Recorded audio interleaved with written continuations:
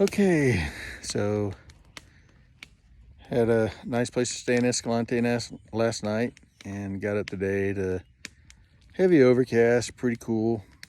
Hopped on Highway 12 and ran over to Bryce Canyon, and it was cold.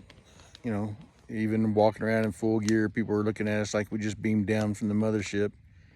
And which is funny because most of these people are from Europe, and lots of European motorcycle riders wear full gear all the time. So you think they'd be used to seeing that. Um, Nah, they stared at us, especially Sarah. Everybody stares at Sarah. It's hilarious. She doesn't find it hilarious. I find it hilarious. But we went to the first overlook or two or three, and it was just windy and cold and overcast, and took some pictures and decided we needed to get back on the road. So ran down through, what is it, Red Canyon on 12, where you go through the tunnels before you get to US 89. And then turned south on US 89, and it was really gray and kind of miserable, and it started to rain on us. Not heavy, just enough to be drizzly and cold, and it got down to like 55. But it was a nice ride down 89 until we got to Highway 9, and then we turned and went into Zion and stopped just inside the park so we could set up cameras and stuff, and had a really cool ride through, doing the tunnel. And Sarah got down through the switchbacks after the tunnel really well. Even went down part of it by herself, although she needs to work on that, looking for oncoming traffic before she pulls off to the left side of the road. Yeah, so anyway, I was standing way up above her and realized the car was coming and told her to hustle before she hit someone head on. So she got over without any problems. And then Daniel went down and I came down behind him, and we had a real nice ride through there. It was just, amazing scenery. Tried to find a place to eat in Springdale. Everything looked way expensive. Drove through Virgin, got to, I don't know, what was that town? Hurricane? Some kind of town. We stopped at a Mavericks gas station, which up here, they're usually pretty good. They got grills. They got all kinds of really good food in them. I mean, we could live off Mavericks at the rate we're going. They have really good breakfast too, and met another really cool couple. They were from the Netherlands, however they say it. A young couple, maybe in their mid 20s, early 30s.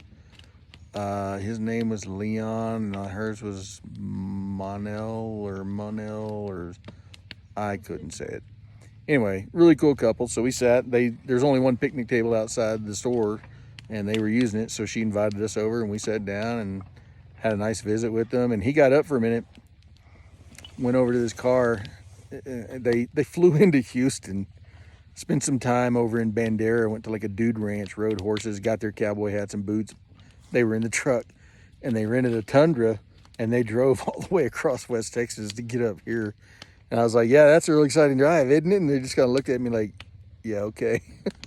But they had a real good time. But he comes back from his truck, and he's got this bag of stuff and he sets it on the table, and they look like little round waffles, maybe 3 or 4 inches in diameter, maybe a 1/4 inch thick with a waffle pattern. And they called them cookies. It's like Honing Stromfell something. I can't remember what the name is on the label. Oh my goodness, these things are good.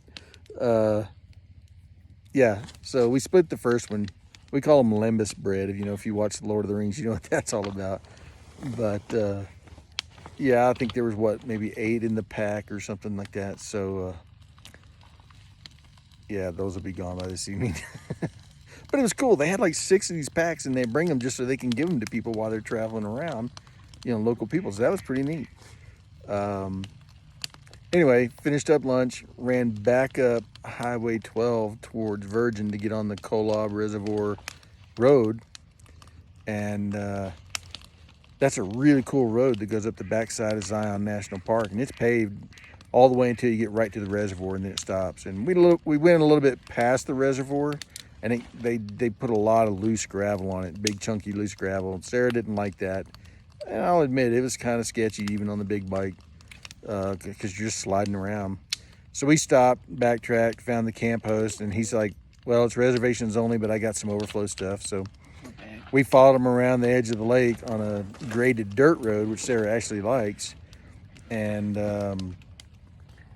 he comes up to a campsite and there's already some people in the car, and he gets out, says something, and I can't hear him with my earplugs in. He walks up here, talks to them. I notice he's got a gun on his hip, and you know, basically tells them they got to go. I felt kind of bad. They got a grill going. You can smell their dinner. They're all set up, and you know, they don't argue with him. But so he drove off, and I walked over and said, "Hey, look, man, finish cooking your food, eat your food, whatever. We're not in any big hurry to get you out of here." So we had a nice visit with them. I mean, he was originally from this area, was in Hawaii for a while. I think she said she was from Chicago. She was in Hawaii. He'd come back here. They met online, and he flew back out to Hawaii. Now they've been dating for, I don't know, a couple of months, and she's over here with him. And yeah, it was just fun. You know, young couple. I think he was 21 years old, rugby player. And so we visited with them for a while, and then they cleaned up, moved off, and we set up camp, got all of our tents. Daniel got a fire going. Finally. Took me a minute. Yeah, took a while to find stuff dry enough and small enough that we could get it lit. While we were sitting here fixing our dinners with the Jetboil, big old eagle, hawk, something like that flew over with a big old fish in its talons, and it was flipping and flopping, and that was kind of cool watching that. It's a beautiful reservoir, beautiful lakes. You know, geese are coming in and landing and stuff, and aspen trees all around us. I think we're up around 8,000 feet, maybe a little over 8,000 feet, and it's chilly. You know, it's probably going to get down in the 50s tonight up here, but I have some really old hand warmers. We'll see if those work. If not, we might all be sitting back out here at 4 o'clock in the morning stoking the fire. So we'll see how that goes. Getting ready to eat my scrambled eggs, bacon, you know, for dinner, just the Jetboil thing. See how good that is. It was quite good. We weren't really planning on camping necessarily this evening, but it's an awesome spot, and Daniel's thrilled that we're camping.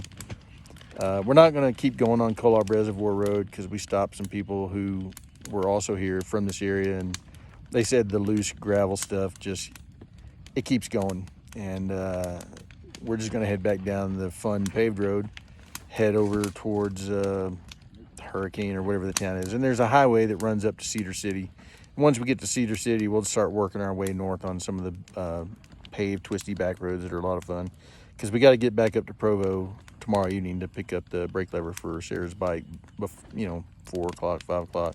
So we can't mess around. We got to hustle. So we got to get up, break camp, and get rolling pretty quick. But at least we got to camp again finally.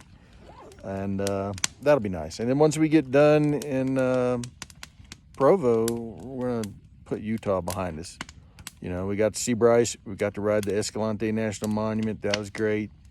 You know, got to see Zion. That was great. Traffic wasn't too bad. And now we're just going to enjoy a really cool evening. And just sent the drone up a little while ago just to take pictures and some video of a pretty cool sunset back in the distance because the clouds finally started breaking. Hoping they'll clear out enough tonight that we can see some pretty cool stars and stuff. But all in all, great day. So we'll talk to you next time. Bye.